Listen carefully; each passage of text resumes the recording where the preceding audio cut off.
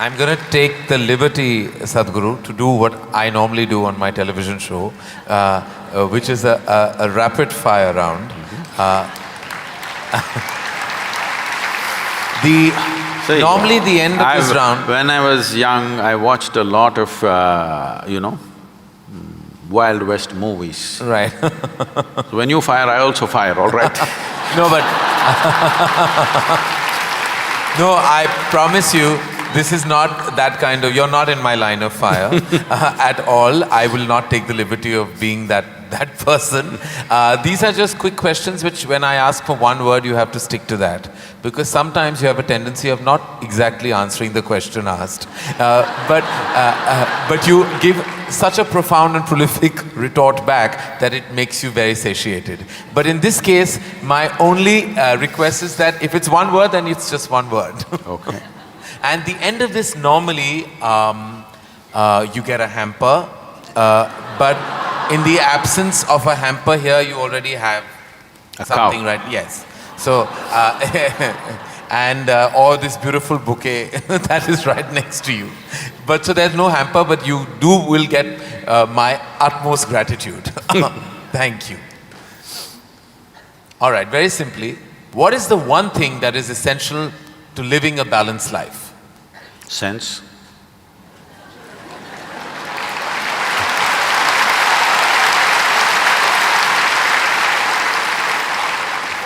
What is the one thing we must absolutely do away with in order to lead a balanced life? Senselessness. Yes. All right. I thought that was coming. First thing that comes to your mind when I say the following, the first thing, organized religion. Madness. Marriage. Cohabitation. Competition. Stupid. Money. Useful. Love.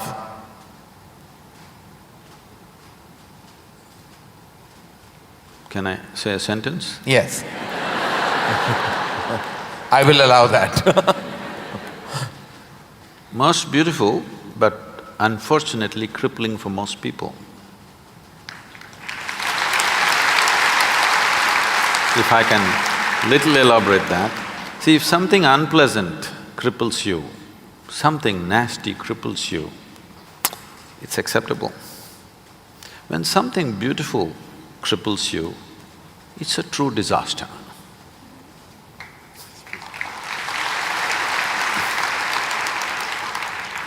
If you could ask one person, alive or dead, one question, who would you ask and what would that be?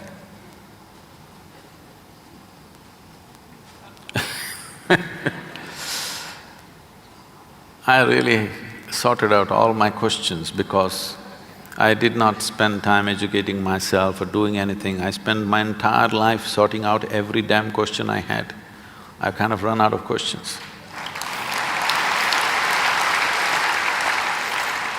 And you certainly have not run out of any answers and you never will. Best advice you have ever received? Nothing. Never? No. I never sought, nor did I receive.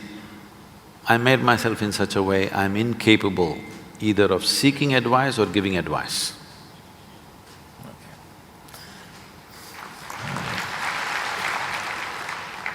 In an imaginary, completely hypothetical situation, if you had a day off with no commitments, no responsibilities, what would you spend the day doing?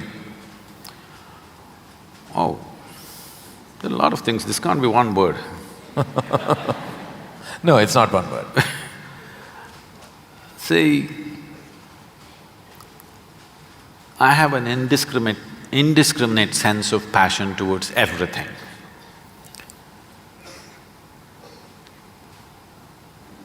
There were lots and lots of things I did at one time, but these days, time is not allowing me to do that, so generally if I have little time, all I do is play golf. Because that's safe and within the city and I can get back in time for something else to be done. But if an entire day is left to me, which they've not done for a long time, They've not left it to me. If that happens, I will close my eyes and sit because that is the best, I am at my best when I truly have nothing to do.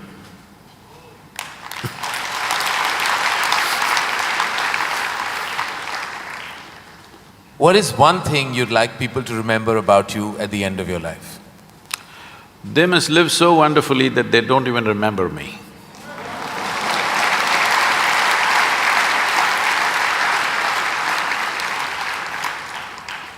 If you found a way to travel through time, where would you go? I'm kind of done with all those things. Your universe visited already. You have visas for every part of this ecosystem. If we can do some slow fire, Yeah. because that's a question with many ramifications.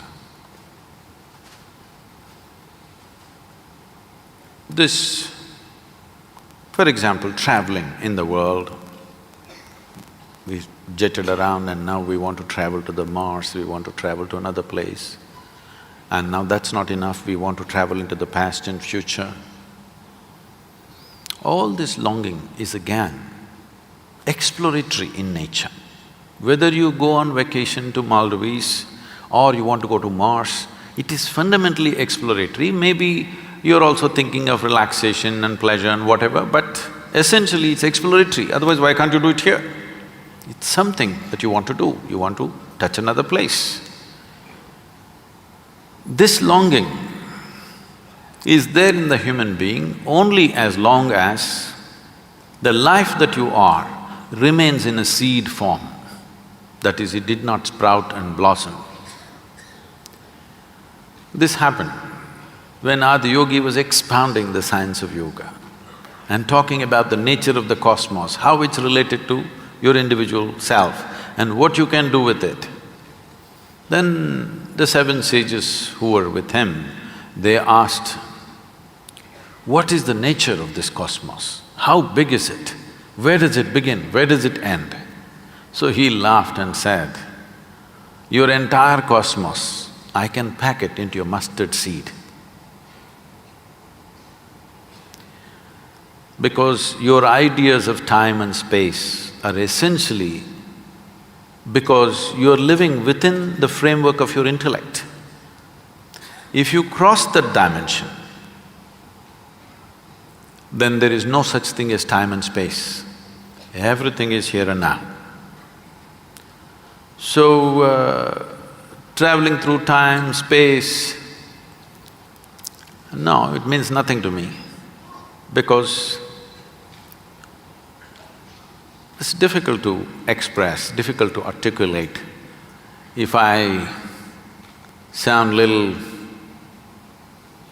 I have a reputation of being very logical, but if I sound illogical or silly to you, you can blame it on my jet lag. I just come from United States after 6 weeks, so you can say maybe he was jet lagged, that's why Sadhguru is saying something silly.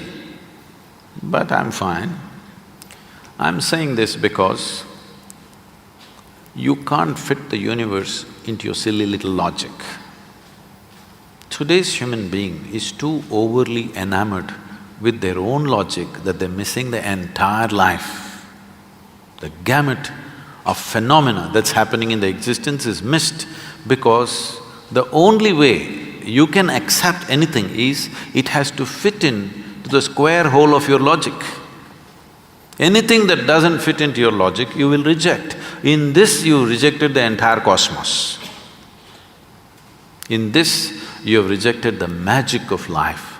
You have become a slave of logic and completely missing the magic of life.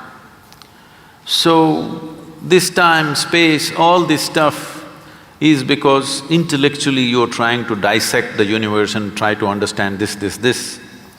Tell me, if you sit here, suppose you're very joyful, do you see, you will not know how the day passed off. And if you're depressed, do you see the day won't pass? So time is a consequence of the miserable nature of human existence. If you are truly blissed out and ecstatic, you wouldn't know what is a day, what is a year, what is a lifetime, you wouldn't know. There have been times I sat down, I didn't realize, I thought it's 5 minutes, but people gathered around and started molesting my feet. Well, because in their understanding, I sat there for many days or whatever. This idea of time and space is a very convoluted idea simply because people are stuck in the framework of their logic. My work, my fundamental work is to take people beyond the framework of logic into the true magic of existence, our own existence. But it takes a lot of time. Still, my reputation is of being very logically correct because I'm still trying to woo them still wooing them, you know. For the real thing to happen, they will take a long time, unfortunately, because they have become such slaves of their logic. What is the first thing you notice when you meet a person? Just everything. Everything. Everything. Past, present and future.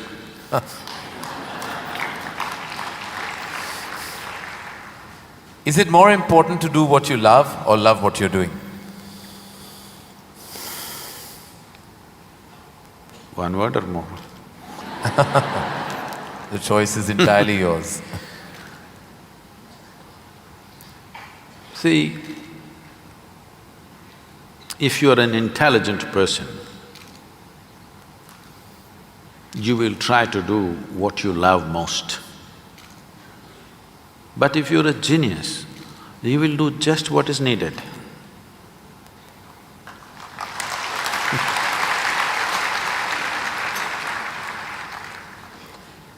If you could be invisible for a day, what would you do?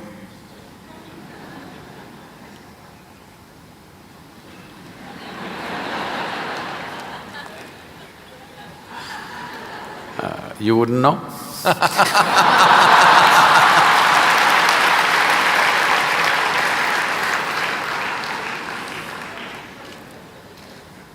With due respect, what is your biggest weakness?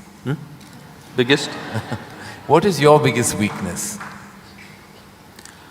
See, what normally people treat as weakness in their lives. Okay, let me give a normal answer. Why? Why am I going into all this? Already you said I'm what? What is the word? Sashayed.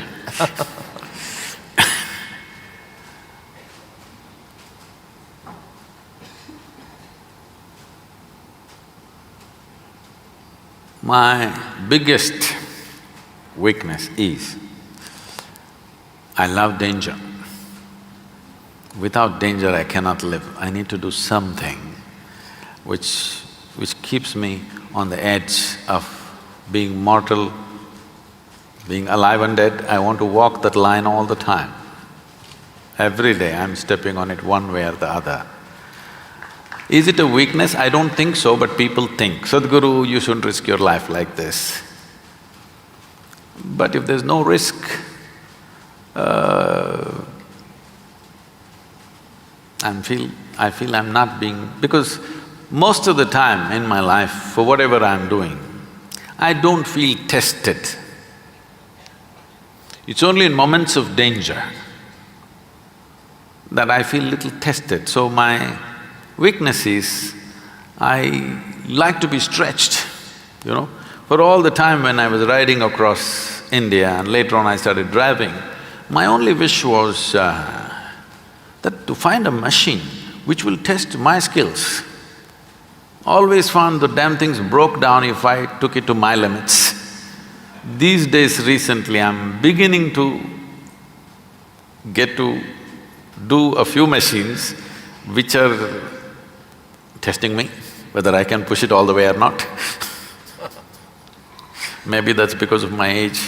No. If I had met them much younger, I think I would have… You would have managed to work around them. One thing the world doesn't know about you. They don't know a thing about me.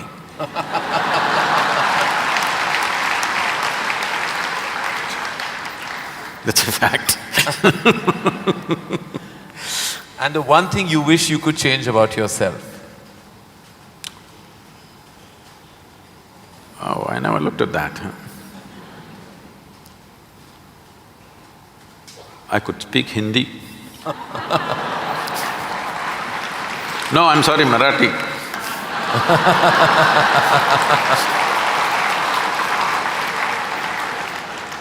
The one thing you wish you could change about the world?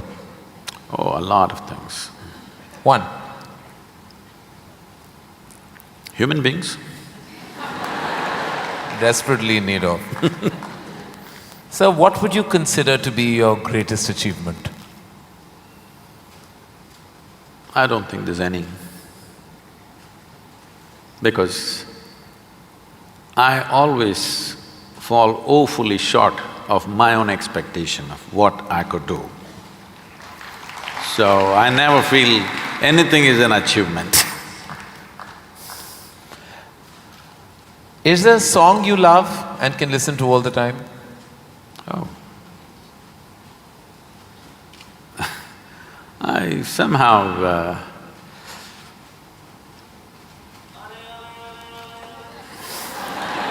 nah. Probably because this came to me at a certain time when I was in my early teens maybe. So this one song kind of comes back to me more often than anything else. It's not that I even seek it, but somehow one way or the other this song keeps coming back to me. Is how many times Okay. I know you haven't seen any of my films, but do you have a favorite film? Oh, I've seen many good movies. At one time I saw a lot of them. I've not seen much of Indian cinema, but I saw a lot of, English cinema. But one movie that I thoroughly enjoyed at that time, because on that day the way things happened, many life situations fell together and everything, was Roman Holiday. Oh. Well, I have to say that that's the first film I've ever seen in my life. My mother took me to the cinema. Here we are. It is true. Roman Holiday is the first film I ever saw. It was my introduction to the big screen. I'm glad I have something in common with you. That image of Audrey and Gregory Peck is somehow just stayed with me. Wonderful. It was probably my age. Yeah. Oh, it must have been. Something you enjoy doing and wish you had more time for?